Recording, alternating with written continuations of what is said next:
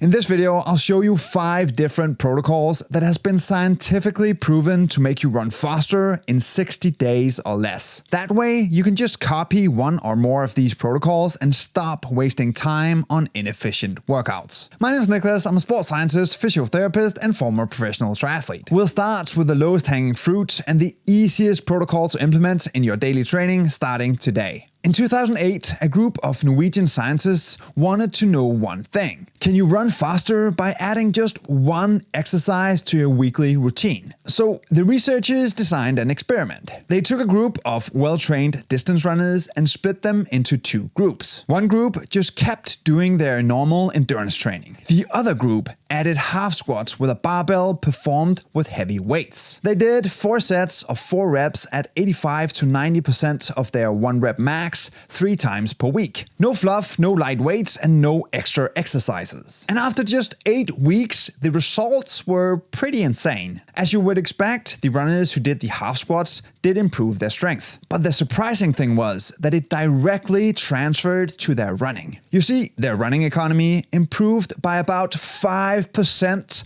compared to the control group, meaning they used less oxygen at the same pace. Their time to exhaustion at VO2 max jumped by 21%. And all of this happened without changing their VO2 max at all. Think about that. They did not build a bigger engine. They just learned how to use their existing engine more efficiently. So what's the lesson for us? If you want to run faster without adding more miles, just doing 4 sets of 4 reps of heavy half squats 3 times per week can make a huge difference. The key is to lift heavy with a full recovery in between sets. But strength training isn't for everyone. So what if I told you that you could run significantly less, literally half as much, and still get faster? Back in 2012, 2 Danish scientists wanted to challenge one of the oldest assumptions in running. Do you really need to run long and steady to get faster and healthier? At the time, interval training was already popular, but they wondered, could you train less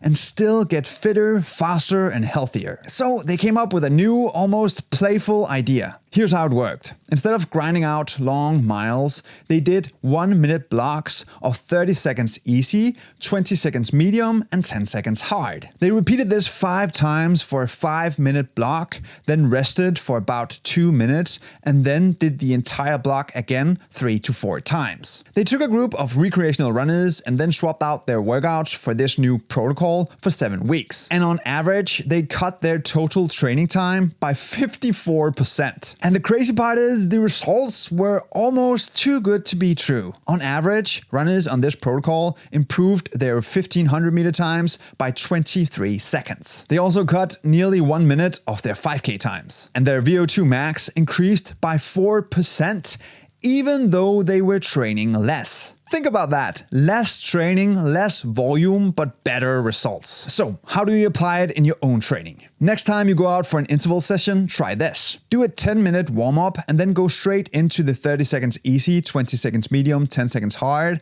Repeat 5 times, then rest for 2 minutes, and then repeat the entire 5-minute block 3 or 4 times. It'll feel fun, fast, and surprisingly doable for most people. If you want a ready-to-use plan following this protocol with progressions built in, then I made one for you for free. You can find it in the description. But what if you don't want to wait 7 weeks? Are there any protocols that has been scientifically proven to make you run faster in less time than that? In fact, there is. In 2018, a team of scientists asked a bold question. How much faster can you get from just 6 workouts? Usually, progress takes months or even years. But these researchers wanted to see if just a short burst of sprint intervals could make someone faster if they were already well-trained. So here's what they did. They recruited well-trained runners and put them through just 2 weeks of training. Yeah, you heard right. Only 14 days and 6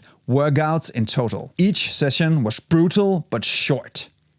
Here's what they did. They did 4 to 7 times 30 seconds all-out sprints on a track. And they had 4 minutes of recovery between efforts. And the results were kind of crazy with just 2 weeks of training. You see, after only 2 weeks, runners improved their 3K time by 6%. 6 workouts.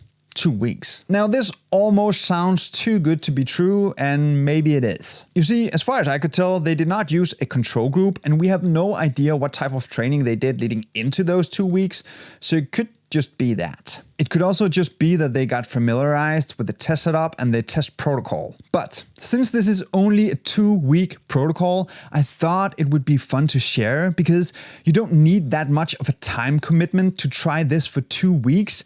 And who knows, it might work. So how can we try this in practice? Twice per week after a warm-up, try doing 4 to 7 times, 30 seconds all out with a full recovery in between of around 4 minutes. Try doing it for 2 to 3 weeks and see what happens. Now, it's not easy, and if you are prone to injuries from sprinting, like hamstring tears, then I would not start here. And maybe you don't want brutal and short. You want the gold standard. So here's the interval protocol that Olympic athletes have relied on for the last 15 years. Back in 2007, a group of Norwegian scientists looked at something interesting. If we do the same total amount of work, does training intensity actually matter? Most runners at the time would say no. As long as you do enough miles, you will get faster. But the researchers weren't so sure. They wanted to test if high-intensity interval training was better than steady state, but also what type of high-intensity interval training was the best, even when keeping the total training volume the exact same. So they designed an experiment. They took 40 men and split them into 4 different groups for 8 weeks. A long, slow distance group that ran at 70% of their maximum heart rate. A lactate threshold group that ran at around 85% of their maximum heart rate. A 15-15 group that ran 15 seconds at a 90 to 95% of their maximum heart rate and then 15 seconds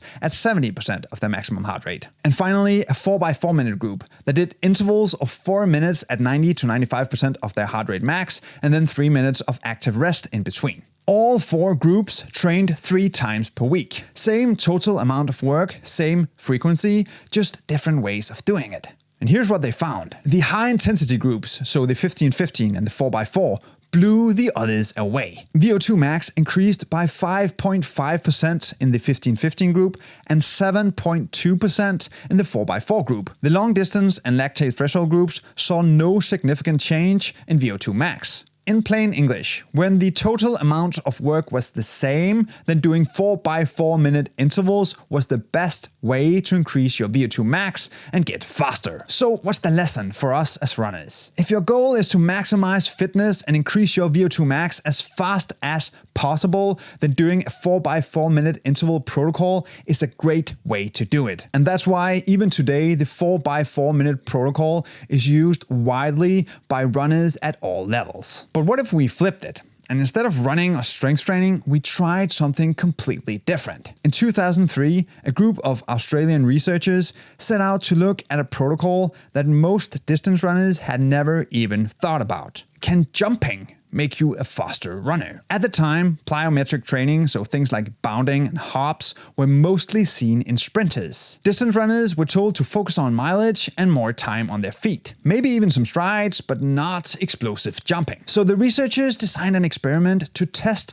whether jumping can make us a faster distance runner. They took a group of distance runners and split them into 2. One group kept training as normal. The other group added a 6-week plyometric program on top of their regular running. The plyometric sessions included explosive exercises like bounds and hops, basically movements designed to improve what's called the stretch shortening cycle. Basically teaching the legs how to store and release energy more effectively. Then, after 6 weeks, they measured what happened. Here's what they found. The plyometrics group improved their 3K time by 2.7% compared to the control. Their running economy got significantly better. Basically, they used less oxygen at the same pace. And all of this happened without changing their VO2 max. And that last part is crucial. Basically, they did not get more fit, they just learned how to move more efficiently. So, what's the lesson for us? If you want to get faster, it's not just about your lungs and your heart. It's also about how efficiently you move. And plyometric training is one of the fastest ways to make that system more efficient. Here's how you could apply it in your own training. 1 to 2 times per week after an easy run, do a short circuit of plyometric drills. It could be bounding, hops, and squat jumps. or even skipping drills. Keep the total volume manageable. With higher impact exercises like jumping, we also increase the injury risk. So be careful. This protocol works, but it's still just a tool. The real secret is knowing how to combine these training sessions in a weekly schedule that fits your life. And I'll show you exactly how to do that in this video right here.